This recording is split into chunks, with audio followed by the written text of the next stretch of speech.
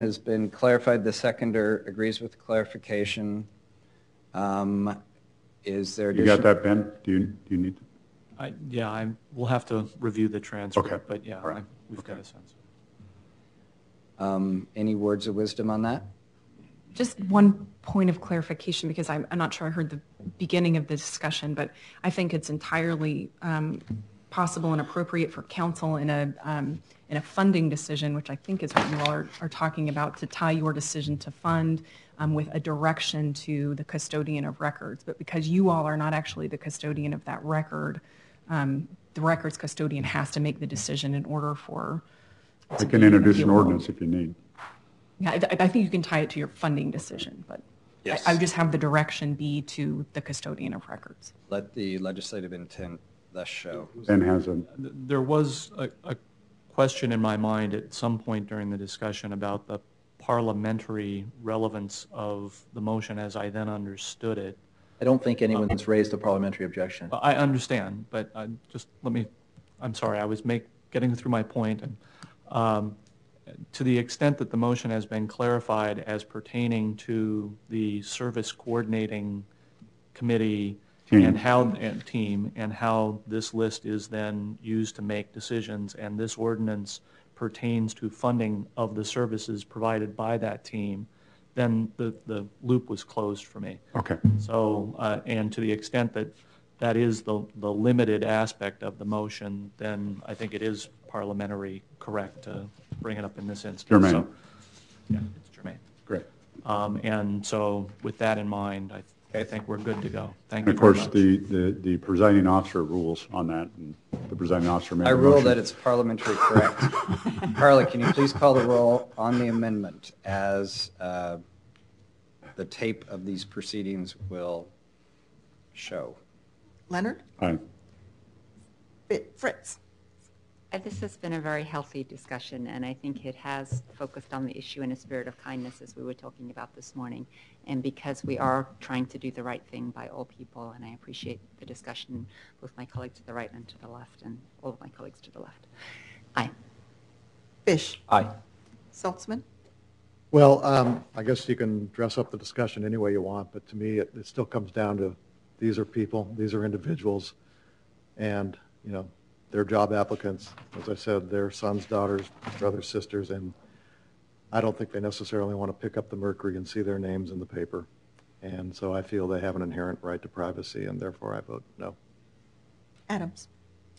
My legislative intent on this is as well to publish on or to provide the council on a regular basis sociodemographic information, obviously unrelated to each individual record, but the list as a whole, so that to make sure that we're going after not just sellers and buyers, but buyers and sellers and all aspects of the problem, all individual players in the problem.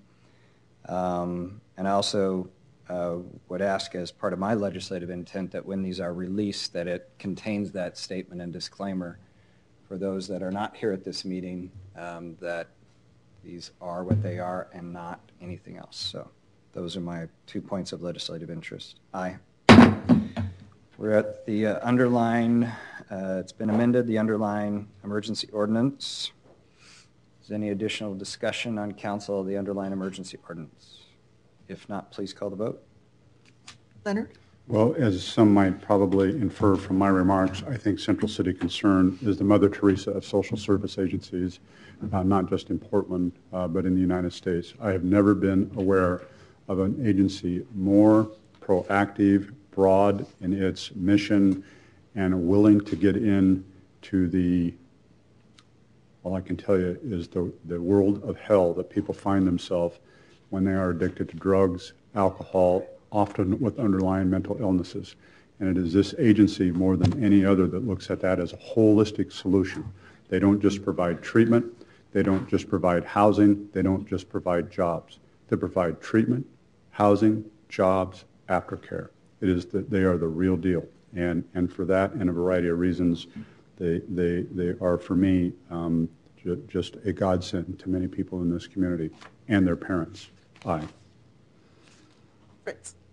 I'm very thankful to Commissioner Saltzman and his staff and the Bureau of Police for working on this particular ordinance, to Commissioner Leonard for initiating this program.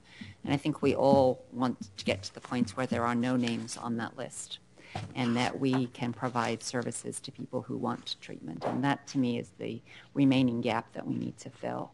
Having worked in psychiatry at OHSU for 22 years, I know there are a lot of people who want treatment and who don't want to commit crimes, and yet cannot get into treatment because they have to wait for 6 months. So that's our next challenge, and I know that Mayor Adams is committed to working with that, on that with the county.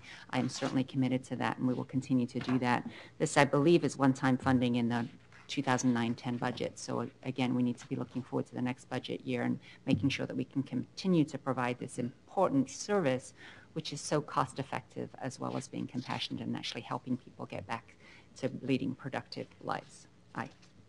Fish?